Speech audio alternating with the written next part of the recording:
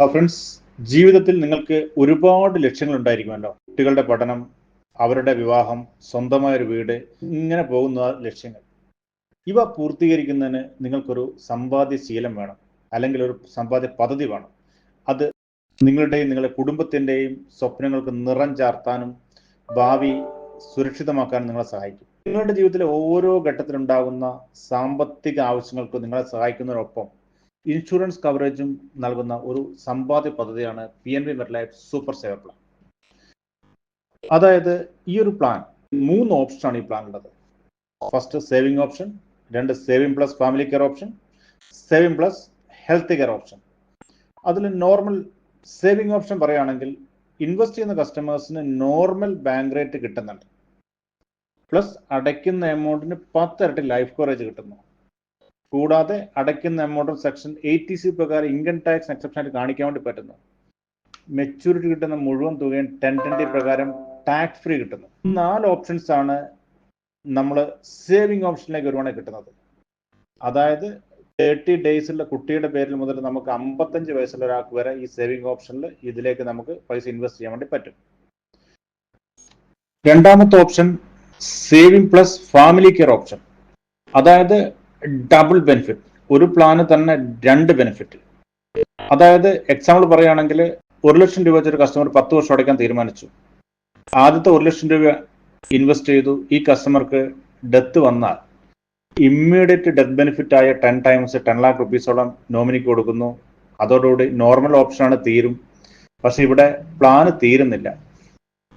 First death benefit കൊടുത്തു കഴിഞ്ഞാലും അടുത്ത 9 വർഷത്തെ പേയ്മെന്റും അവർക്ക് വേണ്ടിയിട്ട് കമ്പനി പേ ചെയ്തിട്ട് 10ാമത്തെ വർഷം വീണ്ടും, അതായത് ഒരാൾ ഒരു പ്ലാൻ എടുക്കുമ്പോൾ ഒരു ഈ പറഞ്ഞ കുട്ടികളുടെ എഡ്യൂക്കേഷനോ മാരേജോ വീടോ ഇങ്ങനെയുള്ള എന്തെങ്കിലും ഒരു സ്വപ്നം കണ്ടിട്ടായിരിക്കും അവൻ ഈ പ്ലാൻ എടുത്തിട്ടുണ്ടാവുക. അവരുടെ ആ ഒരു സ്വപ്നം അവരെ ജീവിച്ചാലും മരിച്ചാലും അത് ഫുൾഫിൽ ചെയ്യാൻ പറ്റുന്ന ഒരു ഓപ്ഷനാണ് family care option, double benefit.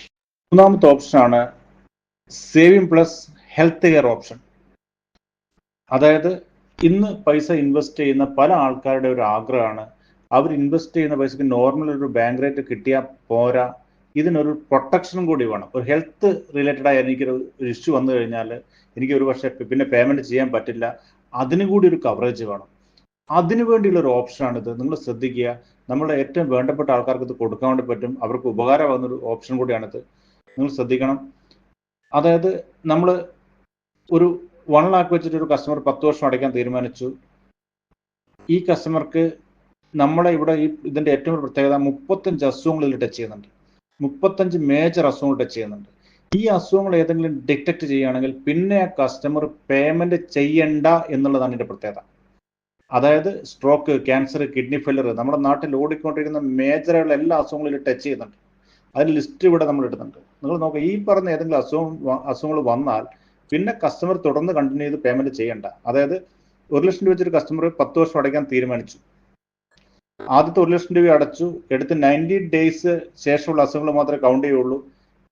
അതിനുശേഷം ഒരു അസുഖം വന്നു. ഈ പറഞ്ഞ 35 അസുഖത്തിൽ ഒരു അസുഖം വന്നു കഴിഞ്ഞാൽ പിന്നെ പേയ്മെന്റ് കസ്റ്റമർ പേ ചെയ്യേണ്ട, പിന്നീടുള്ള എല്ലാ പേയ്മെന്റും കമ്പനി പേ ചെയ്തിട്ട് എന്തോ ഒരു ഡ്രീം കണ്ടിട്ടാണ് ഈ കസ്റ്റമർ ഈ പ്ലാൻ എടുത്തിട്ടുണ്ടാവുക. കുട്ടികളുടെ എഡ്യൂക്കേഷനോ മാരേജോ അല്ലെങ്കിൽ ഒരു വീടോ അങ്ങനെ എന്തെങ്കിലും ഡ്രീം കണ്ടിട്ടായിരിക്കും ഈ പ്ലാൻ എടുത്തിട്ടുണ്ടാവുക.